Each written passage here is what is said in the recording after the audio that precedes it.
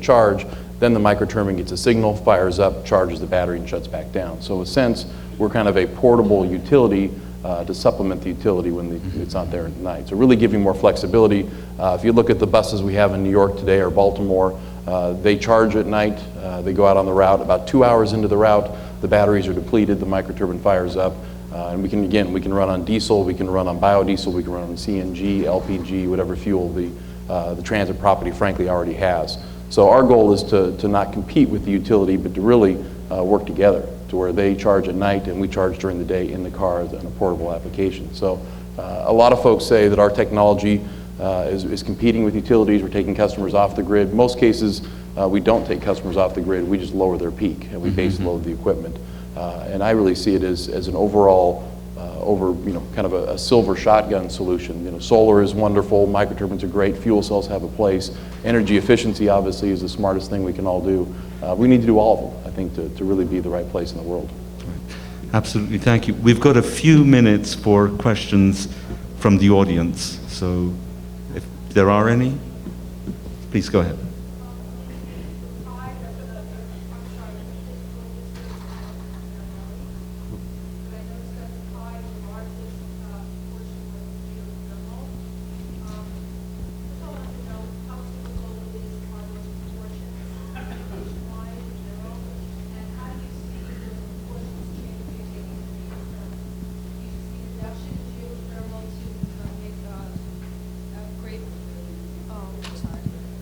Let me see if I can paraphrase the question. I think your question is, in my slide I showed roughly 60% geothermal as our portfolio mix. Right. And how does that change over time? Yeah, well, with the developments, everything that has been said, how do you see those proportions changing? And would that mean a reduction in geothermal in order to an enhancing of some of the other technologies? Yeah, I think and how typical is that pie, maybe nationwide or anywhere?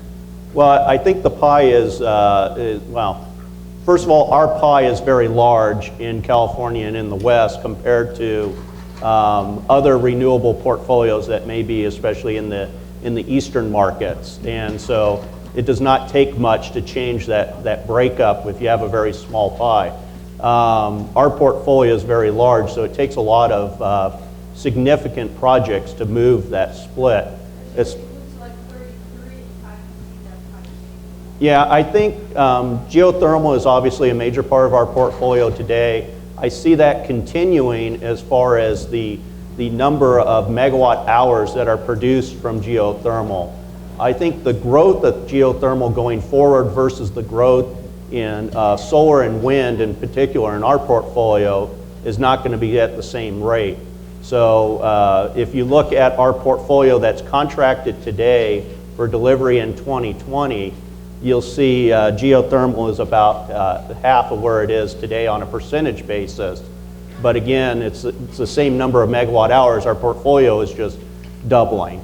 Geothermal is a different type of risk profile. You have to have a real strong stomach for development costs, put a lot of development dollars at risk, and it's located in very remote areas, and transmission is a challenge. So bottom line is solar, we should see about a 5-fold increase. Wind, we'll probably see about a doubling in our portfolio, and those are the two largest segments I see growing, what I'll call the midterm between now and 2020. Yeah, and you have to have a proper mix between geothermal, which is base load, it's like coal, it's 24-hour power, but you've got dry wells, the dry well problem, and for instance, we've got something like 2,400 megawatts of geothermal in the Salton Sea, but there's not adequate transmission to bring it to urban centers, so that's a major challenge. Any other questions? Go ahead, Zachary. Thank you, gentlemen, for coming. I thank you for moderating this. Today's discussion focused a lot on power purchase agreements and the technologies surrounding that.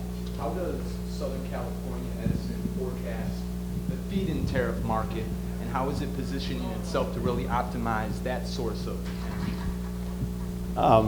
For those of you that may not have heard, I think the question is how do feed-in tariffs factor into our portfolio. And I think, you know, it was said that there's a lot of different solutions. And so again, if we're going to double our goals, we need all technologies and all types of approaches. So feed-in tariffs are typically used in smaller projects, more distributed generation projects located at the closer to load. We have a number of projects that are aimed at a number of opportunities that are aimed at those types of projects.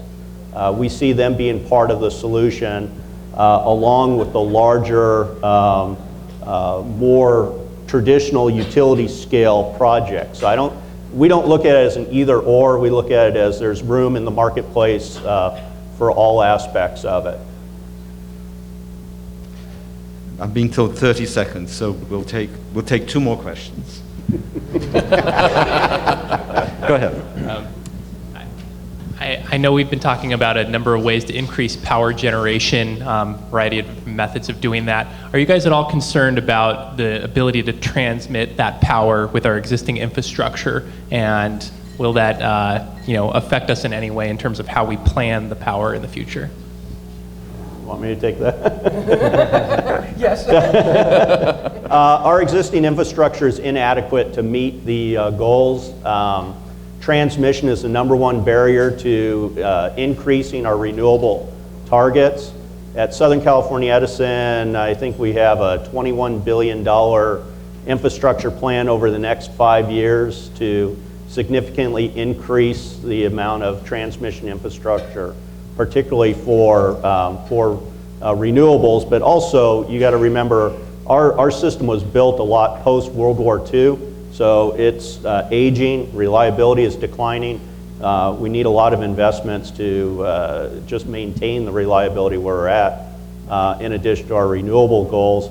I think that's also ties into the question around feed-in tariffs, is can you get your renewable goals with more local distributed generation?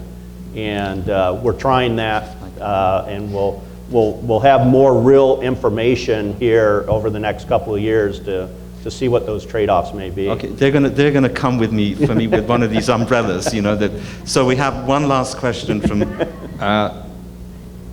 There is the technology roaring to goal, and there is a culture of embedded investment in tradition and arrangements that are holding it back, and we're losing out. And there's a lot of friction that's costing us a great deal. I mean, it sounds like the technology's leaping forward in other parts of the world that don't have vested interests.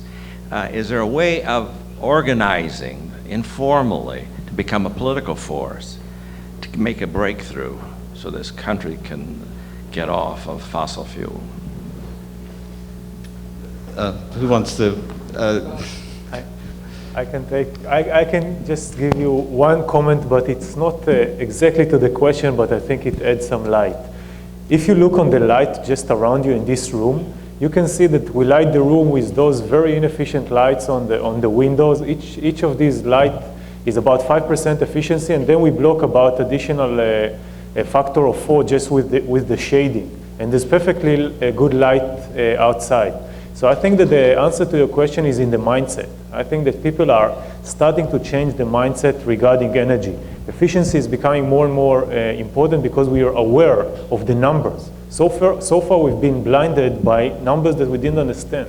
And I think that companies are coming together in discussions. Even we started with discussion with my new company, with utilities, on how we can make people understand the numbers by creating this quantitative intuition, you start reducing on all fronts, and then you motivate people to come with new technologies.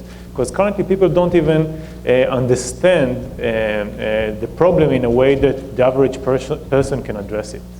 I'll just add that I hope that the horror presently unfolding in the Gulf of Mexico will be another wake-up call to everybody that we need to move towards renewable energy. Thank you all so much. Hey, good talking to you. Thank you, David. Is that yours, David, or Arnold? So I want to thank very much and bring up Eran Wagner to talk a little bit more about the pavilion that is so exciting. Thank you for the wonderful panel. I thought it was very enlightening. And we'll use this as a quick intermission to highlight one additional pavilion company, a very exciting company called DocStock. And I'd like for Alon Schwartz, the CTO and founder of DocStock, to stand up. You are all welcome to go to DocStock's pavilion booth and learn more about how they enable the sharing and the creation of a marketplace around documents so that people can share professional documents, buy, sell, and enjoy for free or for a fee a plethora of information that is collected on their website. Thank you.